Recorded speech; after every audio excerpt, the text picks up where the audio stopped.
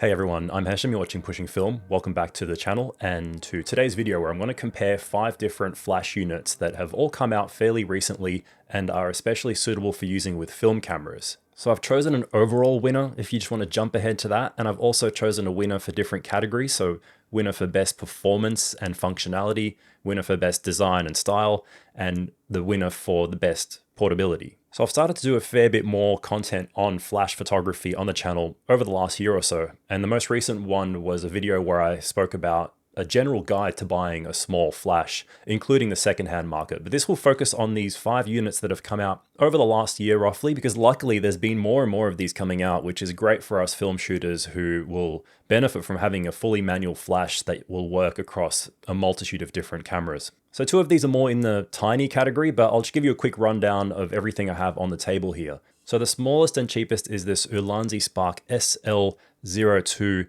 with a built-in rechargeable battery, runs for about 35 Australian dollars or 22 US. So it's really cheap, really portable. The next one is quite similar. It's from Godox IM20, runs about 55 Australian or 35 US dollars, built-in rechargeable battery as well.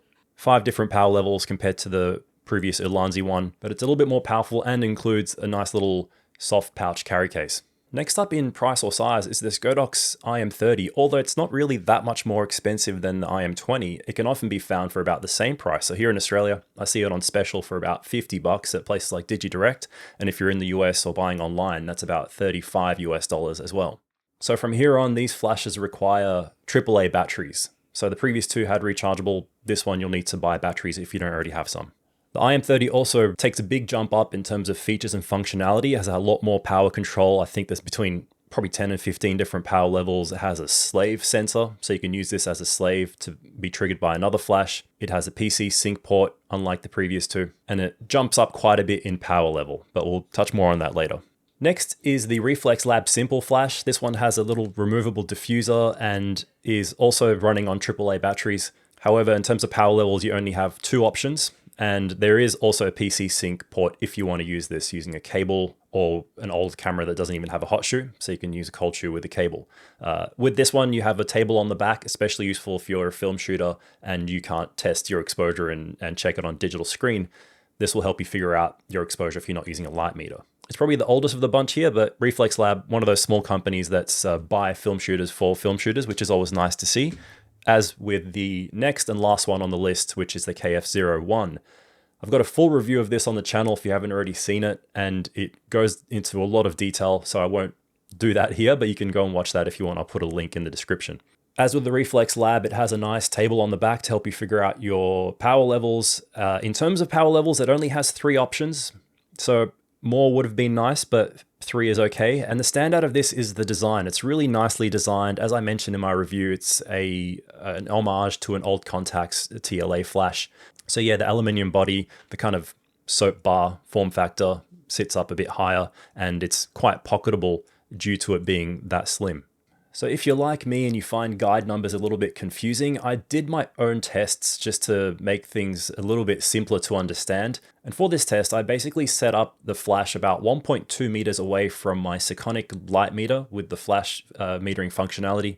And I just fired each flash at full power to give a relative power level between the 5. So I'll put a table up on the screen showing the relative power level of each flash and how that translates through my test, which was the camera was 1.2 meters away. ISO on the light meter was set to 200, typical film that you might use.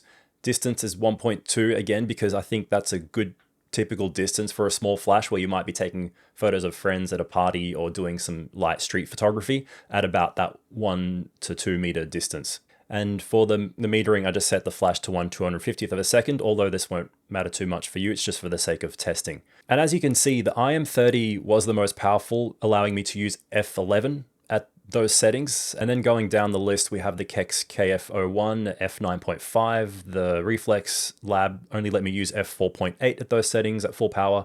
The IM20 was f5.6, so that was surprisingly more powerful than the Reflex Lab.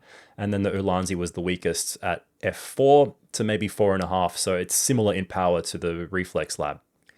The other thing I want to add to the table here is the relative recharge times between them. And again, you can see a big difference across the board here from the Godox IM30 at full power recharging at 3.5 seconds.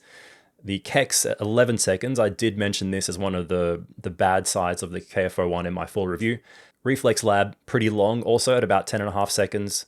Godox IM20, super quick, 2.5 seconds at full power. Ulanzi about 5.5 seconds.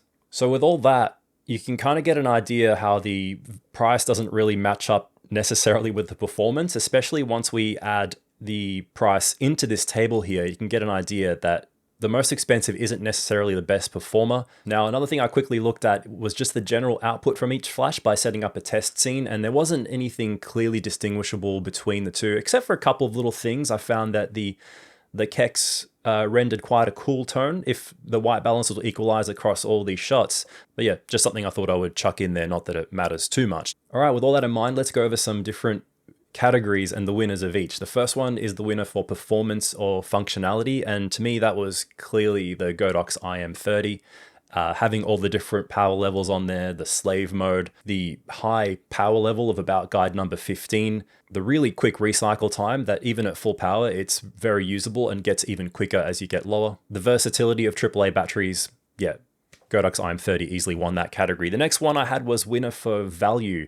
And again, due to the price, the winner was the IM30 again for that category, just because that, in my opinion, 50 Australian dollars, 55 Australian dollars, or about 35 US. It's quite a bargain, to be honest, for this thing. It's weird almost that it costs the same as the little IM20, although it kind of makes a bit of sense that has a built-in rechargeable battery system. But even with that, the value for money with this thing, it just couldn't be beaten by any of the other flashes I had here. Next category was the winner for style and design. Now, this is really subjective, but if I had to choose one, I think I was going to give it to the Kex because a lot of thought went into this, even though the design was kind of a copy. I just like that it's an aluminium body. So if I had to pick, I mean, for me, I'm more of a function over form. So I do really like the IM30, but in terms of stylistic aesthetics, yeah, the KF01 probably is the winner of that category. Having the aluminium body is nice. And again, I have a full review on that if you want to go over the section that I had in that video. So the next category was the winner for the tiny or portable type flash. And there were two that I had here. Ulanzi, which is actually quite nice and really cheap, and it's kind of a close call because this one is much cheaper than the Godox, at least when I was looking.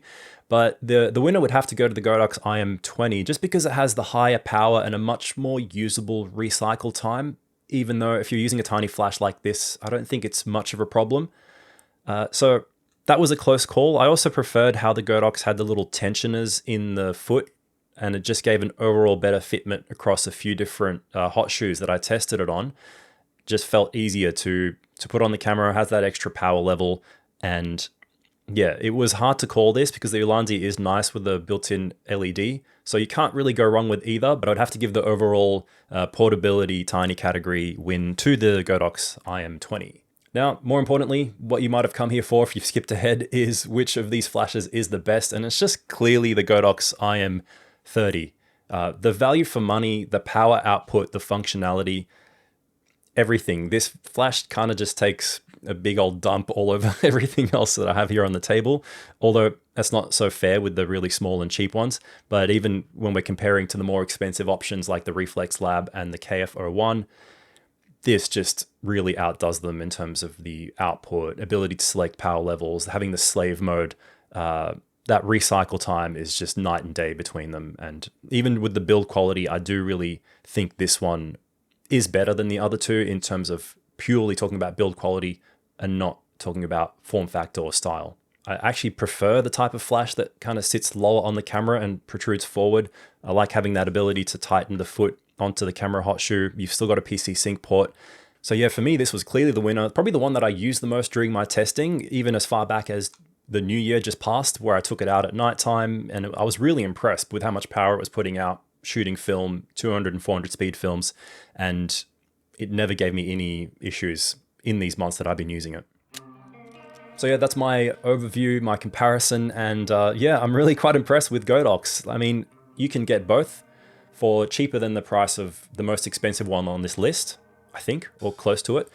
And these are a great combo to own together. I even use them together with the IM20 on the camera and having the IM30 off camera being triggered by this one, and getting creative with having a bit of fill at the front and using this off camera out on the street. And I'll show you a portrait, for example, that I took of a guy during Moomba weekend, and yeah, they were just both a joy to use.